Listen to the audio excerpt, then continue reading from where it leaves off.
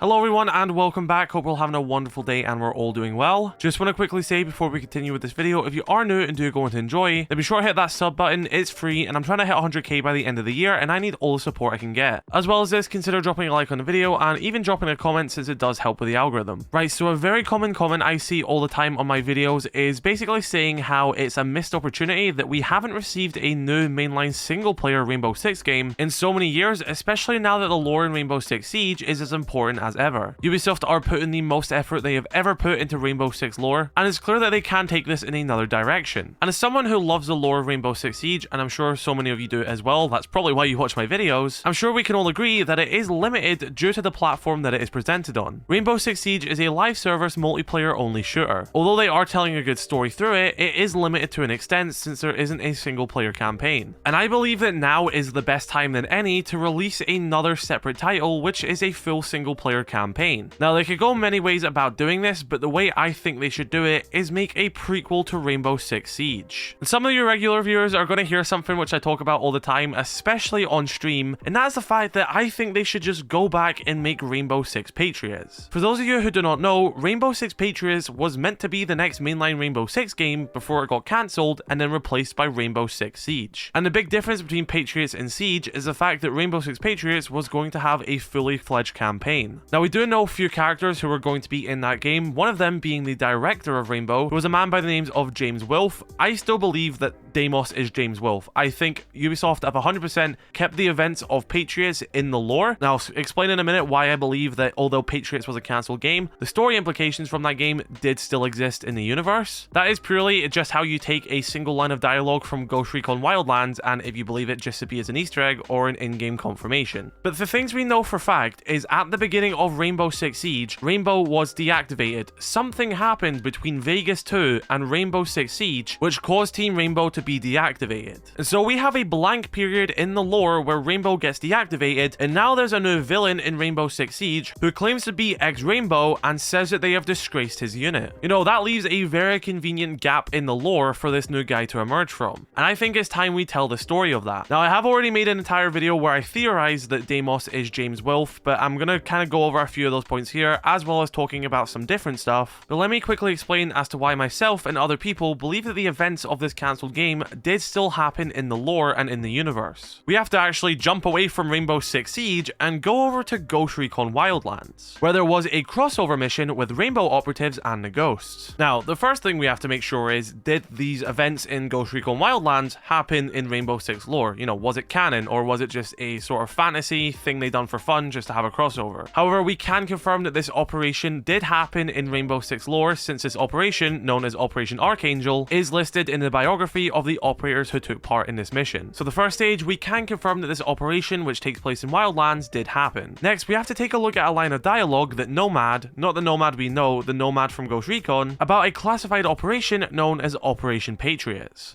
You know, it's nice to see the Rainbows and the Ghosts can work together. A little interagency cooperation never hurts. Maybe we'll get to do it again. We come down here to play every now and then. Hey, I heard something about an op you guys ran that went south. Operation Patriots, ring any bells? Who told you about that? I have my sources. Tell your sources to mind their business. Patriots is very classified. So you won't tell me what happened? Not even with a knife to my throat.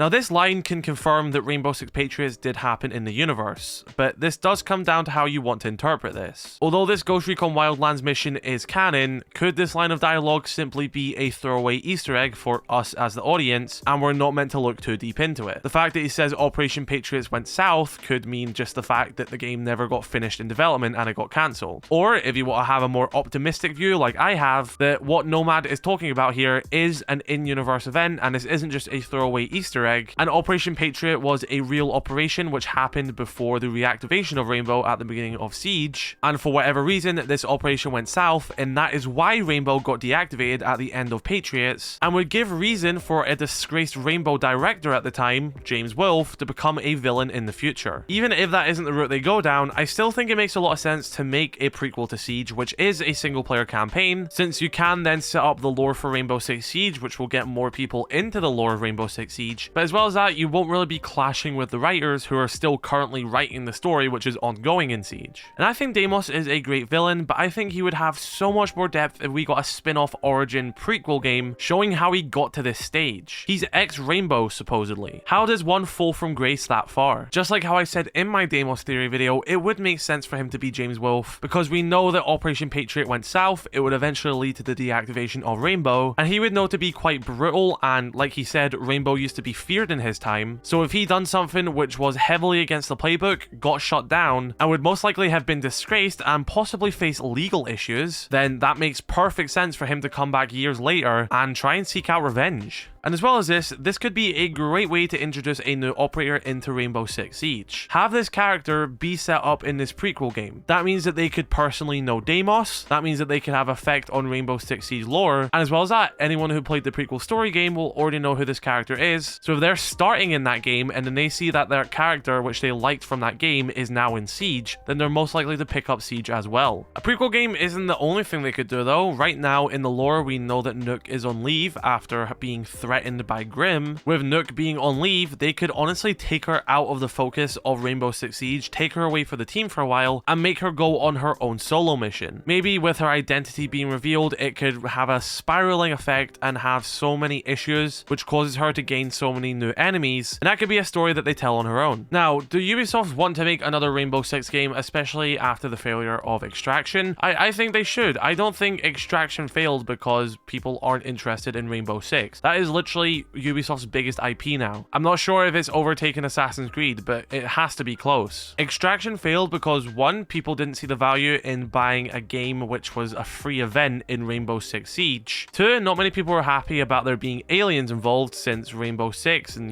Tom Clancy games are more espionage, military and war based. And 3, not many people saw the reason for it to exist. Again, they could have put it in Rainbow Six Siege. But with a single player campaign game which is more grounded, more true to Tom Clancy and Rainbow Six, and linked to Rainbow Six Siege's lore, that has more of a reason to exist, and I believe a lot more people would be on board with it. Extraction didn't fail just cause it isn't Siege. We have Rainbow Six Mobile coming out very soon. That game is only in beta, and the popularity around it is insane. That's because that game has a reason to exist. It appeals to the mobile audience. A single player grounded Rainbow Six game would do the same. It appeals to us as the audience who love the story. And many people who are fans of Rainbow Six in the past, but just never got into Siege, but would still be open to a brand new game, such as a single player campaign. If we do not have a single player Rainbow Six game currently in development, then Ubisoft are seriously shooting themselves in the foot. I love Rainbow Six Siege lore, but the amount of people that don't even know that this game has a lore is absurd. I mean, there's not even a lore tab in the game. The most people can find in game basically is just the bios of operators. If you want to find the other stuff, you have to go elsewhere, you have to look on their website, you have to read a bunch of, website articles, which half of them have been deleted at this point, have been archived on the R6 wiki. I love this story, but they don't make it the easiest to follow. So if we can get a prequel game, which is basically the groundwork for the story of Rainbow Six Siege, that would be absolutely massive, and that allows the Siege writing team to continue from what has already been written. It doesn't mean that the writers are going to clash, and if anything, this just gives the Rainbow Six Siege writing team even more to work with. And it just brings Rainbow Six back to where it originally is, a story-driven game. I love Rainbow Six Siege's gameplay. It's the best first-person shooter I've ever played, But at its core, this stems from a book written by Tom Clancy. It stems from story-driven games which were adapted by Ubisoft. Siege being a multiplayer-only game is sort of like a black sheep in the franchise. It's worked out well for it, but you can't run away from the story. There has to be another campaign game in the future. That has to be the future of the franchise, and the fact that they are focusing on lore in Siege shows that there is at least a part of Ubisoft that really wants to get back into that story aspect. I'm not saying we have to throw away Siege. I love Siege. I never want this game to die. It is so fun. Best multiplayer game ever. I love it to bits. I just want more of it. I want more of the lore. I want more content. I want everything. And I think Ubisoft want that as well. So Ubisoft, if you aren't already working on a single player Rainbow Six game, get it done. It will sell so well. So many of us want it. And hey, invite me to the writing team. I have some ideas. So be sure to let me know your thoughts in the comment section below. What story would you like in Rainbow Six Siege, sort of like adapted into his own game? What operator would you like focused on? I think having none of the mainline operators focused on is a good start as a prequel, and then maybe in the future,